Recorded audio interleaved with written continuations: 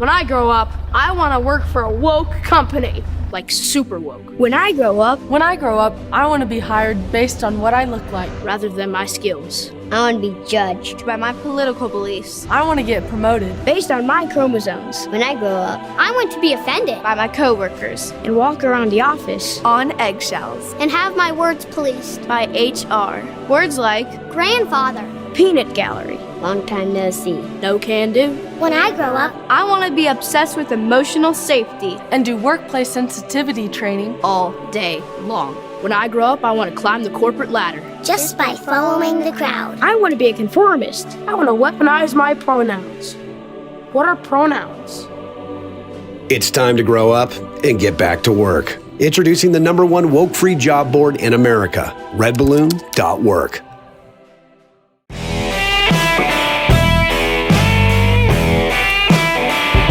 Hey y'all, welcome to CrossPolitic. It's Monday, right? We don't know. Right, it's Monday. It's one day. Don't say the day. It's just Neil, Someday. it's a day. help me out. Pastor Toby Chalk Knox, I'm back in the studio. Waterboy, good to be with you guys on the Fight Laugh Feast Pub Network. What are we doing? I mean, pub, club, Network. I can't Just figure it out. It's fine. Hey, go ahead, Toby, and then me. Then He hasn't been here in a while, so I missed 2 days last week. He doesn't know how we work this Yeah. anymore. Yeah, Hey, yeah. summer's been great here at CrossPolitic. We want you to join us on this ride. First off, as you just heard from Gabe, we're no longer calling it the Fight Laugh Feast Club. It's now called the Pub. I mean, but we're still kind of calling it the club. Second, hey, who's reading the It's ad? Club Pub. Who's reading the ad? Pub Club. Second, we're launching a new line of content focused on family entertainment. Knox and Gabe have been busy filming all summer long, right? And editing and producing. Yeah. And yeah, all right. This America is the first show that we're dropping. Gabe is on site with a number of businessmen who are building Christian That's right. companies. Lucas just hadn't invited me out. I mean, that's a problem. But he might by the end of the show. Maybe But they're because friends. It's They'll going to be invite us so out. good. Yeah. Okay. Anyways, also we have our exciting new Rowdy Christian Guides. I can teach him how to shoot a sport gun. Shut up. Oh, here we go. All right.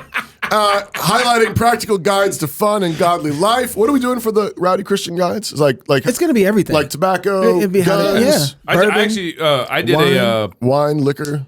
what did I do? Pork shoulder? No, you I didn't. did a brisket. a brisket. I did a Yeah. brisket. Okay. Yeah, Anyways. very difficult. I did one. Was it good though? Yeah. Oh yeah, it was good. Okay. Was My it family rowdy? loved it. Was it rowdy? Yeah, it was Christian. rowdy. Had a little kick to it. Additionally, we will have the live streaming of our conferences, our past conference talks, all bundled within the new polished Fight Laugh Feast app, which is due to drop really any day. I already got access. Yeah, but I it's- got pre-access. So and sign up. It's pretty sign up sweet. today. Head over to fightlaughfeast.com. Join the pub. That's fightlaughfeast.com. We're really Hey, grateful. whoa, real quick. Just real quick. I just had a quick little plug. What? I'm going to be at OSA, Operation Save America, at Josh Spice's church. It's actually being hosted Oh, by fun. Yeah, In by Atlanta. Josh Spice in Near Atlanta. This Friday, Okay. Friday night. Particularly, I'll be on a panel with a number of good brothers. And then I'm going to be preaching at Church of the Triumphant King in Weatherford, Texas, outside of Dallas, Fort Worth, on Sunday. So you can actually Google Church of the Triumph King if you guys are in the Fort Worth, Weatherford, Dallas area and want to come. Excited to be there at Church of the Triumphant King. I think we've done a plug for him already before. Newish about their church, right? New church plant. And you'll be there Sunday, everything. Yep, Sunday. preaching. Yes, sir. Great. Hey, we're really grateful to have with us today Lucas Botkin. He founded T.REX Arms in 2013. His current focus includes providing vision in his organization, creating marketing strategies for the company, producing educational content and videos on various platforms, going on podcasts to talk about business building, Like he's doing culture, here. and Yeah. firearms. Lucas, thanks for joining us on CrossPolitic, man. Yeah, thanks for having me. You guys seem like a very enthusiastic bunch, and so that's great. You don't even know. You guys seem super fun. You Yeah. don't even know. Yeah, Your you brother better. Isaac didn't warn you. That's what's hilarious about this moment right now. I didn't get told very much. No. Isaac, you don't love your brother, do you, Isaac? Oh, wow. Well, Lucas, thank you for coming on anyway. So, Good stuff. Lucas, our producers here at CP believe that you and T.REX Arms are going to go down as doing the most work for Second Amendment rights, maybe in American history. It seems, though, that most, or at least a lot of the military trained guys, have a problem with you. Why do you think that is? So I wouldn't say It's most. Obviously, there's such thing as the loud minority, which is you only need a few people to go online to be activists to seem very loud and like they're speaking on behalf of the majority. But I've actually spent quite a bit of time working with people in the military, including foreign military entities. And for the most part, a lot of guys out there don't have a problem with what we're doing.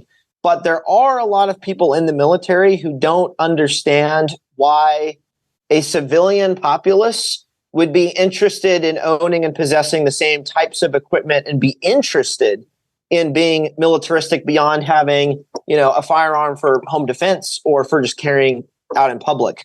And so that has been an interesting cultural fight that we've, been engaged in, is trying to explain to some of these guys who go and join the military as a career or as, just for 4 years or whatever it happens to be, that, hey, you're at some point you're going to return to society as a civilian. And technically you are a civilian when you're here in the United States, and you should still possess that ability of owning and bearing arms, just like you had when you were in the military using taxpayer funded weaponry.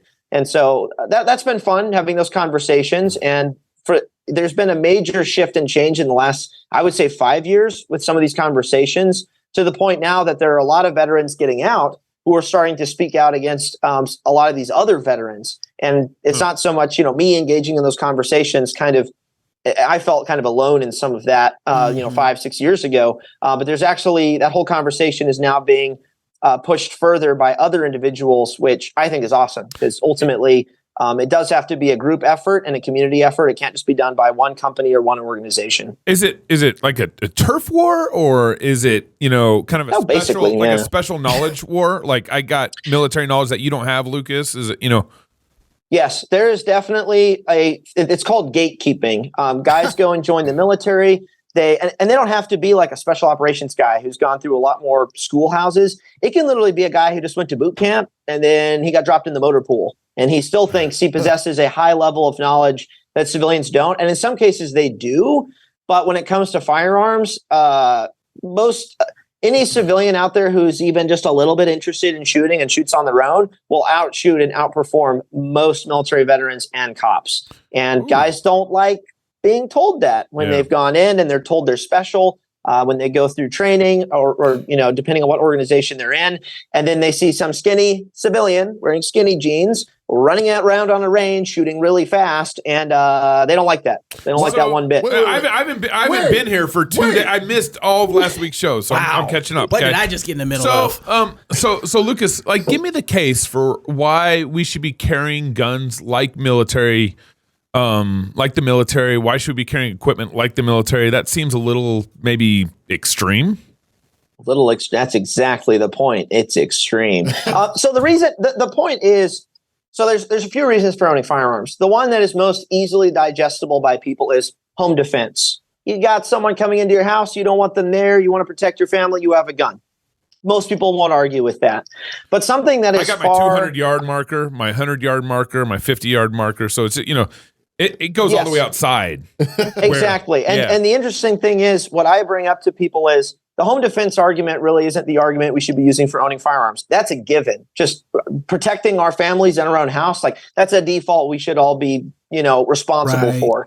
But there's something much bigger than that people don't realize. And the University of Hawaii did a really fascinating study on the history of genocide and democide, governments going out and killing entire groups of people in their own country. And just over the last 100 years, just in the last 100 years, not going back to like thousands of years of history, I think they've estimated 220 million people that have been murdered by their own governments. And that's the reason civilian populaces have to be armed with something more than just, say, a pistol or a shotgun. It's for something much worse, in my opinion, than home defense. Like a home defense situation, it's a pretty cut and dry sort of a situation. You're in your house, you're in your castle. There are people trying to get inside, probably one or two aggressors. You have a firearm, hopefully. They might be armed, they may not. To some extent, it doesn't really matter. They're trying to break into your house and do harm to you and who's inside. But when you start talking about a government or organizations or groups of people that want to exterminate entire religious groups or ethnicities or political or people of a certain political belief, that's when you start talking about millions of people getting exterminated. And that's what comes to mind for me as far as civilians owning this type of weaponry to keep that sort of threat at bay as a deterrent. Does that include like cluster munitions that we're sending over Ukraine? We should have those too. I mean, look, if my money is going to go over there and pay for those, I'd like some of those for myself. So, so yes, actually. Go ahead, Pastor. I want to go back to something you said a minute ago. You said that correct me if I'm wrong, I think you said most civilians. That's what I got written down right here. Most civilians can with a little bit of maybe a little bit of research or a little bit of training, I think you said, be better shooters, better with their firearms than those who've been trained in the military and police force. Wait, explain that. Defend that. So in the military, when you go through, to some extent, it doesn't really matter. You go through boot camp, you go through a minimal firearms training portion where you shoot a couple hundred rounds and you requal once a year. The qual is not that great. If you go watch videos on YouTube, it is nothing incredible. The marksmanship standard is, and most people are failing. They're not even necessarily passing. And the standard is just not very high. And I can take a new shooter, a civilian. I went out and trained a bunch of women from a political organization that I was kind of doing some stuff with a few years ago, and they had never handled firearms. And at the end of it, they were able to draw and shoot targets inside of 15 meters with a decent amount of accuracy, and they were able to do it fast. And I've spent some time training guys, whether it's in special operations, conventional, foreign, and law enforcement, and then civilians as well. The standards for firearms proficiency in the military and law enforcement is abysmally low. And the reason it's low is when you think about the job of a soldier or a cop, the shooting is 1%. I mean, it is very little. A cop rolling up to a domestic, dispute, they've got to know about the law. They've got to know about, the tactics of where they're oriented, how they're putting themselves in that situation, how they're requesting backup. There's a lot of other skill sets involved than just the shooting part, which is why most of these organizations, they go, hey, you got a week to shoot, and that's it. We got to move on and talk about law. We got to talk about, get into, tactics, whatever it happens to be. And there's a reason the highest level of people in the military and special operations are still contracting civilian competition shooters to come in and train them on shooting because they don't shoot all the time. Like I shoot this year, I'll shoot 50 to 60,000 rounds this year. And that is more than pretty much anybody in the military, any law enforcement officer out there, because they just can't afford it. Their organization can't afford it. They don't want to put the time into it, and they can't specialize in it. And that's why civilians just going out for, if they just went out once a week, they'd be better than most law enforcement in the country within just a couple months of a little bit of dedicated training. It's not hard, which is sad. How much Bitcoin does that take to buy that much ammo? Jeez, I mean, I'm not really in the Bitcoin game, but T.REX Arms and you guys have been really into the Second Amendment stuff and been on the forefront of the battle. What has been the change in the conversation over the last 10 years, the way that you've seen it? So originally, when I started getting into this, I started watching it 12 years ago. People were not comfortable with civilians being militarized. They were starting to have that conversation about law enforcement. They were going, ooh, I don't know if I want cops having armored vehicles, AR-15s. There was a lot of that conversation going on, and that still comes up. And I was throwing on body armor, running around on Instagram 9 years ago, and people were going, why are you wearing that? You don't need that. All you need is a pistol. That's all you need. And the conversation has shifted so much now that I recently went to SHOT Show, which is our big industry event in January. Yeah. And a lot of the companies there were showcasing photos of civilians wearing body armor, civilians with suppressors, civilians in camouflage, multicam, or whatever it happens to be, and promoting this idea of a militarized civilian that's not just someone carrying a pistol. They don't just have like a rifle, in the corner by their bed, but they possess a lot more capability and capability that is starting to reminisce what the militarized law enforcement have had for the last decade that people have complained about. It's just a much more kosher conversation now to have a suppressor, have a military style rifle with a suppressor that, 10 years ago would have been, oh, well, you must be a firearms instructor to possess that special, item on that weapon. And it's like, nope, I'm just an average dude. I'm an insurance agent. I'm a doctor. I'm a whatever. I'm a technician. And yeah, I have a suppressed rifle that's better than what the military gets issued. And it's pretty common now. Okay. So that's been pretty cool. This is the second time you did this now. He keeps brandishing and scaring me. And I just have to know because, okay, I'm in filmmaking. So they say all you have to do is fill the frame, right? And so everybody's like, oh, this movie looks fake. All movies are fake. If you see beyond the frame, everything is fake, okay? But so I'm looking, you've brought 2 guns out now. A pistol and a rifle. I got more. That's what I want to know. How many? What's all behind? Yeah, I gotta see. Okay, here we go. Let's go for the tour. All right, give us the tour. Give us the tour. All right. Give us the tour. So this is that a long range? This is a very special bolt action sniper rifle. Wow. That there's only 10 of these in civilian hands. They're very hard to get and expensive. But this is my long range gun for if the short range guns aren't enough. And I'm training on long range, so I'm interested in that. But yeah, I mean, we've got long guns range. all Like over. how far? How far will that gun shoot? That rifle? I have shot one of these types of rifles to a mile. This will shoot a mile. Wow. And I have the proper scope, rangefinder, ballistic computer, a little leveling device, so I know if the gun is level. And then the ammunition, I have to shoot a suppressor because you have to be quiet. Don't want to bother the neighbors. Can't have that. Don't want to wake because they can hear that 5,000 feet away. So I mean, you just got gun. I was just curious because it's all over. You're always grabbing guns from everywhere, and so that's interesting. Hey, we should have invited him to South Dakota when we did long range training. We took a bunch of friends before one of our conferences to this military training facility, and we did long range shooting. Nice. We got up to 1,200 yards or something like that. Somebody hit 15. I ain't gonna say who. Somebody at this table. Yeah, because he grew up in the ghetto. He had to learn how to. What does that have to?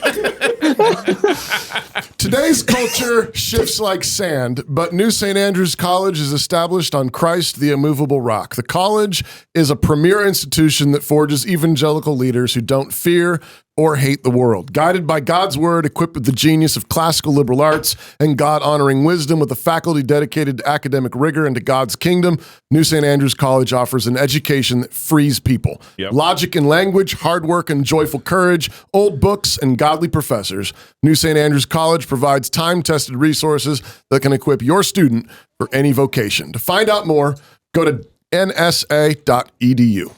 Man, you free yourself through education, free yourself through Second Amendment. Free your mind and the rest will follow. You ever heard that song? Yeah, That's a great song. Yeah. I turned into Gabe just now. Right, okay, so I have to ask, are there any Second Amendment issues or gun regulations or red flag laws that are on kind of the political landscape that you're paying attention to that we all need to know about? All right, so this is where I get political, but not get political. Okay. So it is very common for people to focus on political issues because they are right in front of us. We believe that there is a way to, kill bills and get bills through, and it's very black and white, right? What I actually believe is the bigger issue is while the firearms community and some of these gun rights organizations are so focused on politics, they have lost the last few decades to culture. And so for me, I'm paying a lot more attention to trends and how people think and how people feel about certain things and how people are changing their opinions. That is much more, I would say, vital in this case, because we all know that politics is downstream from culture. Yep. So we need organizations to be focusing on the culture aspect. We need the people focusing on politics. I'm not saying we don't need that. Staving off the regulations that are happening. There's some stuff going on with pistol braces right now. People trying to shut that down so people can't possess certain kinds of firearms. For the most part, though, the era of the assault weapon ban I would say it's kind of over. There are way too many out in the market. The left has learned that conversation just can't really go anywhere. But again, it's really easy for gun activists and firearms advocates to get so caught up in the politics that they lose on the culture war, which means in 10 years, when they bring up the assault weapons ban again, we're hosed, and we're going to lose that one when it comes up in 10 years. So my focus is there on culture stuff. Like, what are people saying? How are they portrayed in media? How are firearms instructors educating people on firearms? How are institutions like the NRA doing at educating people, or how are they not educating people? because that stuff's the stuff that's really going to make a difference in a decade more than, say, one bill that's happening right now, in my opinion. That's just kind of my position. Do you think that we're winning the culture war right now? In some areas, yes. Things have gotten a lot better the last decade. There's a lot of wins happening. Unfortunately, I mean, there are some areas where we're not. I mean, just with entertainment as a whole, obviously with social media and wokeism. And although people are getting a little fed up with the wokeism, I'm very happy with that. Yeah. I can get away with saying some stuff now that I couldn't say a few years ago. But there are some areas that, and I think we have to thank COVID for that, for a lot of reasons. Yeah. But there are some areas we're winning in. There's some areas we're not. But I do think firearms culture as a whole is getting much more developed. The resources are much easier to access. It is easier to get educated. There are books now that are available that they weren't available 10 years ago. There's a book that I was involved in called Adaptive Rifle. That was written by two high-level shooters. And any beginner, I would say, buy a rifle, buy that book, read through the book. It'll teach you how to train on your own, shoot the same drills in that book, and you'll be set. If you go out to the range with some discipline, with a little bit of ammo on that rifle, you'll be far above anyone who was just starting out 10 years ago. I wish I had that book 10 years ago. Didn't exist. Some of those materials they weren't available. We don't have a signed copy here. That's Maybe we need to ask Isaac. Maybe. Maybe we're talking to the wrong podcast. Lucas, like, sorry, can't help you. I don't know you guys. Lucas, speaking of culture war, I heard that there's some connection between you and Call of Duty. Oh yeah. Well, yeah, there is. So, and this is cool. This goes back to culture. Yeah. Back in 2017. I was putting out YouTube videos, doing some pretty cool stuff. It was ahead of its time. And some of the animators from Infinity Ward were watching my videos for reference. And they decided to just reach out to me one day and ask if I would come into the studio and do mocap wearing the suit with all the little sensors and dots and get the player movement because they liked how I moved with the gun. And so I signed all these NDAs, and there were some jokes made about taking our company if I, violated them. And it was a little scary. I just never got my phone out, didn't take any photos. There's one photo that I took on the job because they offered. But I flew out there a couple times, worked with their animation team, helped make the guns look and feel the right way. I got to run around in the suit. Yeah. And it was a cool project. But for the most part, I mean, it was in California, outside the LA area. And I went into it expecting, an anti-gun, left-leaning, game company. And the director, the first day I was there, said, "Hey, what 1911 should I buy? I've got a big question for you." And I was like, "Okay, well, go buy this gun, or think about this one." And so that was really cool. So that got released, and people said that was the best Call of Duty in a very long time. And then they released the new one that I did not work on, and people say it is one of the worst. So, that's just how it is. So this is funny because me and Lucas have something in common. Really? I was in NBA Live 2000. Seriously, video game NBA Live 2K. Very cool. My voice was in it. I didn't get to wear the dots or anything. What? They just took my voice. Oh man. Yeah, that was it. So there, man, nice. I feel like, dude, cool. I feel like we're so close now. You're like blood brothers. Yeah, yeah. Right. They didn't ask me to hold a ball or anything and shoot. Lucas, I want to ask you about platforms and free speech. Yeah. You're on Twitter, Instagram. I don't know what else you're on. YouTube. Yep. All of it. Yep. And I mean, what's your thoughts on? You mentioned COVID a minute ago. we've had major censorship. It's come out that the government was colluding with Twitter and leaders of social media platforms to censor, particularly a lot of conservatives. A lot of it was related to vaccine stuff and COVID related things. But of course, it's also been related to political things. Then you got Elon Musk doing his thing. You got Tucker Carlson now coming out on Twitter reading his Bible. Yeah. What are you seeing, and how is this a moment maybe for conservatives? So the whole concept of hey, social media is a public square, so it needs to be treated like a public utility versus a private company is. I can see arguments on both sides for why each side would have, the reasons and whatnot. Yeah. And I haven't taken a complete position on like, well, if it's a private company, they can do whatever they want. Oh, except maybe let certain people say certain things and maybe not certain others. I do think Elon Musk purchasing Twitter has quite possibly saved Western civilization a little bit. I don't know by how much, because now there is a platform that is not completely owned by all the people that all work together on the same things like an election or like COVID or something like that. And I think it will produce a lot of opportunity for other people to join this space of starting potentially their own platforms. I've been on Twitter. After we purchased Twitter, I got on Twitter because before then I wasn't really using it, didn't really care.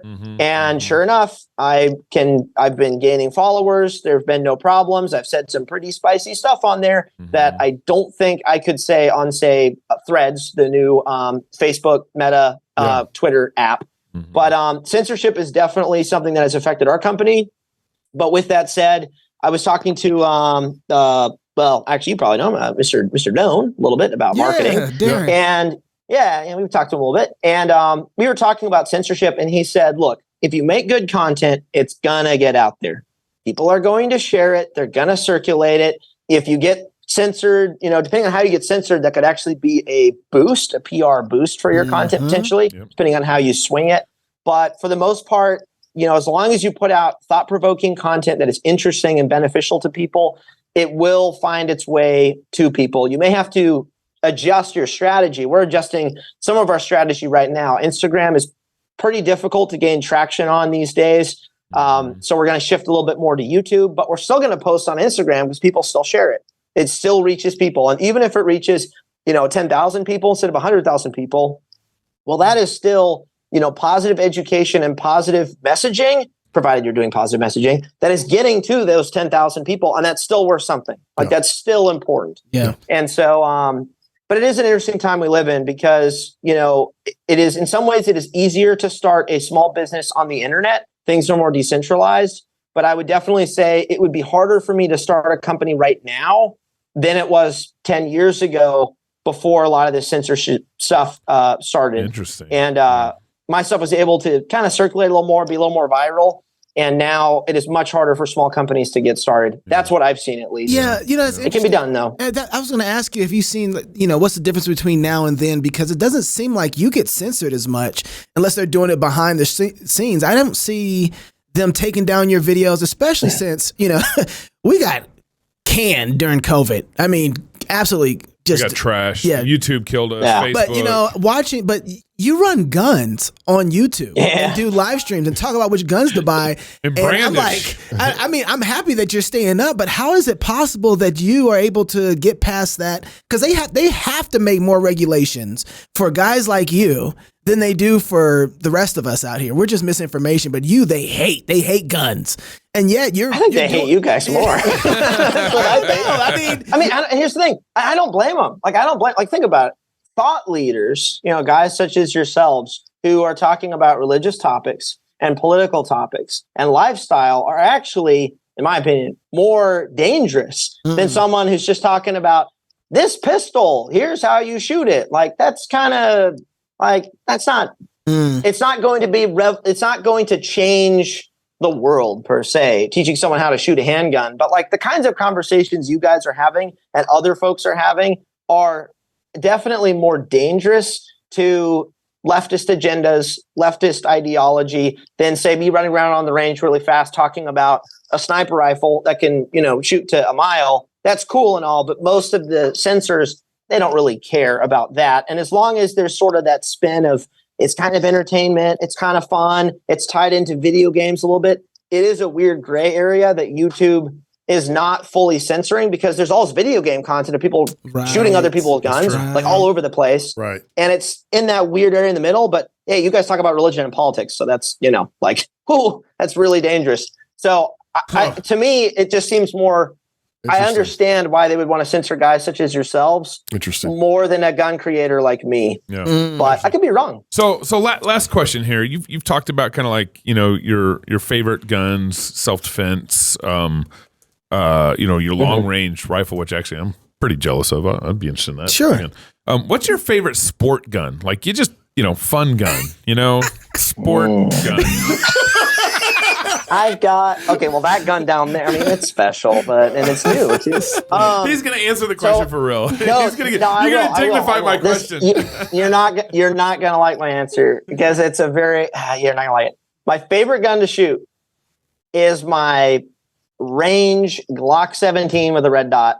Yeah. Because it is the most challenging gun to shoot when it comes to getting better at shooting. It's not fun. It's not like a fun gun, like, it's like my MP5 SD that's full auto or whatever. But the challenge of getting better is more fun to me than just shooting a fun gun. So that gun's with me in the car all the time. It goes in my range bag. It's always with me. I put 30-ish thousand rounds through it, 40 because it's a newer gun. And that's the gun. When I go to the range, I want to shoot that one more than some of these other ones because it's challenging and it's how I'm actually getting better at shooting pistols. Wow. Yeah. But that's not the fun answer because it's not a sport gun. Like it's a practical pistol that, Glocks get used by everyone all over the world. But there are some other fun guns. A full auto suppressed MP5 is a lot of fun. Yes. But I shoot Full that thing auto. so rarely that, Yeah. I like shooting my Glock. So, we've been boring answer. We've been in your gun safe. We've been around, so you weren't there when we were there, but we know it's all in there safe. So, if somebody happens to have, a couple $1,000s to spend, what website do you think they should go to? That's fun. They should definitely go to T.REX Arms. T.REX Arms. Yeah, that's where they should go. You guys should come out. You should come out. Well, we'll next shoot. time, hopefully We need to do this we'll see America you with him. there. I need to talk to Isaac. See Yeah, if we yeah, can yeah. We do this, man. Hey, very, very grateful to have you on, Lucas. Yeah. Appreciate what you guys are doing out there. Keep man. up the good work, man. Absolutely. Thanks. I appreciate it. If you're single, get married. If you're married, have you some kids. And if you have kids, go baptize them. Until next time, love God with all your heart, soul, mind, and strength. Love your neighbor as yourself. Go fight, laugh, and feast. This is CrossPolitic. I hope my son is gay. And I hope that Jesus forgives him just like he does the rest of us. Doug Wilson, Moscow minister and columnist with the Idahonian Daily News. The question that confronts us is, what does it mean in a disobedient culture to be prophetic? There be a place for same-sex couples? No marriage. Even though it's the law of the land in the United States? Just like Roe used to be. We want to turn the world upside down, and you don't turn the world upside down by being nice. I believe that we are in this polytheistic, pluralistic moment, and the desperate need of the hour is for our Christian leadership to say, Jesus is Lord, and there is no other. Fear no man.